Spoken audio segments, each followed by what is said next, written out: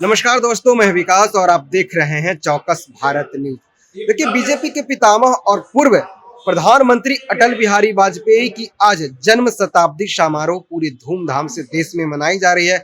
अगर पटना की बात की जाए तो पटना में जो बीजेपी प्रदेश कार्यालय है, यहाँ भी धूमधाम से उनका जन्म शताब्दी समारोह मनाया जा रहा है। देखिए, जो बिहार के नेता प्रतिपक्ष हैं तेजस्वी यादव, वो लगातार सवाल खड़ा कर रहे हैं कि जो बीजेपी के कुछ लोग हैं वो बिहार सरकार को चला रहे हैं, नीतीश कुमार की कुछ नहीं बनती है। अमित शाह का इसका क्रेडिट दे रहे हैं। जब इसी सवाल को लेकर मीडिया ने बिहार सरकार के मंत्री मंगल पांडे और हरी सहनी से जब सवाल किया गया तो उन्होंने क्या कुछ अटल बिहारी वाजपेयी और जो तेजस्वी यादव है उनके सवालों के पर बोले हैं। पहले उनकी बातों को सुनिए। अटल बिहारी वाजपेयी जी की 100वीं जन्म जयंती का दिन संपूर्ण देश और देश के करोड़ों करोड़ लोग आज अपने प्रिय नेता को उनकी जन्म जयंती के अवसर पर अपनी भावभीनी श्रद्धांजलि अर्पित कर रहे हैं, उन्हें नमन कर रहे हैं। और आज देश का करोड़ों लोग निश्चित रूप से उनकी कमी को भी महसूस करता है और उनके नेतृत्व में जिस प्रकार से देश ने एक नई दिशा की तरफ कदम बढ़ाया था, उस कदम को भी याद करता है। वो कदम था देश के विकास का, वो कदम था भारत को विकसित करने का, वो कदम था भारत दुनिया का नेतृत्व करे उस दिशा में आगे बढ़ने का। और जिस प्रकार से प्रधानमंत्री के रूप में उन्होंने एक सुशासन का संकल्प और सुशासन के कार्य करके एक आगे आने वाली पीढ़ी को रास्ता दिखाया था, जिस रास्ते पर आज हमारे वर्तमान प्रधानमंत्री नरेंद्र मोदी जी काम कर रहे हैं, हम सब लोग वैसे अटल जी को आज अपनी श्रद्धांजलि व्यक्त कर रहे हैं। उन्हीं के समय में इस देश में सड़कों का नया निर्माण शुरू हुआ था, उन्हीं के समय में भारत परमाणु शक्ति संपन्न राष्ट्र बना था, दुनिया में एक ताकतवर देश के रूप में भारत स्थापित हुआ था। उन्हीं के समय में पूरे देश के गांवों तक शिक्षा की एक नई अलग जगी थी, एक नई ज्योति जगी थी, जो आज भी पूरे देश में बढ़ी है। और देश के अंदर जो साक्षरता बढ़ा, उसमें अटल जी के उन समय के किए हुए कार्यों का बहुत बड़ा योगदान। भारतीय जनता पार्टी के नेता के रूप में भी करोड़ों करोड़ कार्यकर्ताओं के वो प्रेरणा स्रोत रहे। हम जैसे कार्यकर्ता जिसने अपना संपूर्ण जीवन इस विचारधारा के लिए, राष्ट्रीय स्वयंसेवक संघ के लिए, भारतीय जनता पार्टी के लिए लगाया, हम सब जैसे करोड़ों कार्यकर्ताओं को आगे बढ़ाने में उनकी बहुत बड़ी भूमिका, उनकी प्रेरणा से ही हम जैसे लोगों ने अपना जीवन ऐसे संगठन में लगाया है।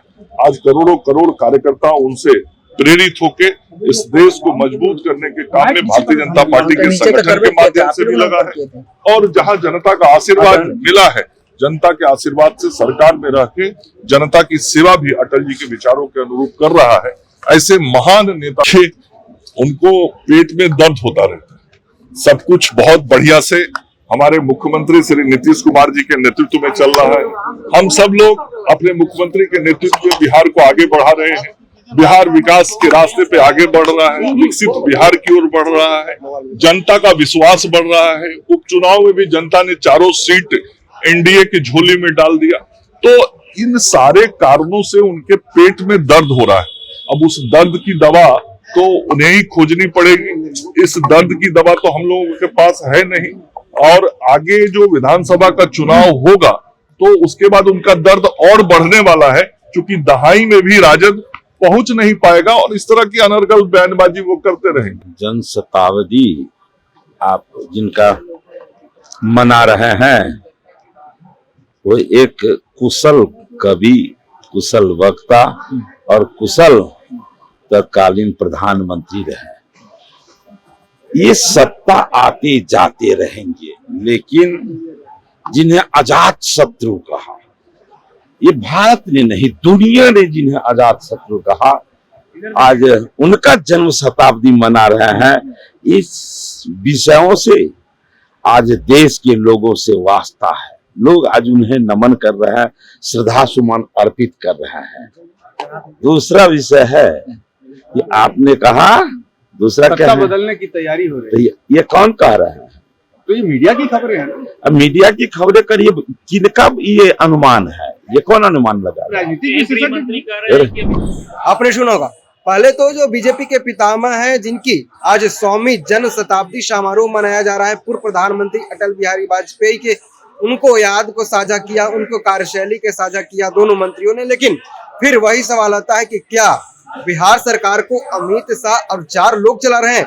उस पर इन्होंने कहा कि ऐसा नहीं है, हमारे मुख्यमंत्री नीतीश कुमार चला रहे हैं, और जब इस राज्य में चुनाव होगा तो प्रधानमंत्री नरेंद्र मोदी और नीतीश कुमार दोनों मिलकर कंडक्ट कराएंगे, लीड करेंगे। लेकिन बार बार सवाल किया जा रहा है कि क्या 2025 के चुनाव में बीजेपी का चेहरा होगा?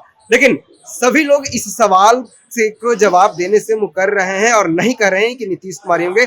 अगर मंगल पांडे की बात की जाए तो मंगल पांडे ने कहा कि जब चुनाव आएगा तब फैसला कर लिया जाएगा। लेकिन जो विपक्ष है वो लगातार सत्ता पक्ष पर हमलावर है, वो कह रही है कि अब बिहार में जल्द कुछ बड़ा बदलाव देखने को मिलेगा। अब देखने वाली बात है कि आगे क्या कुछ होता है। बहरहाल इस खबर में इतना ही। धन्यवाद।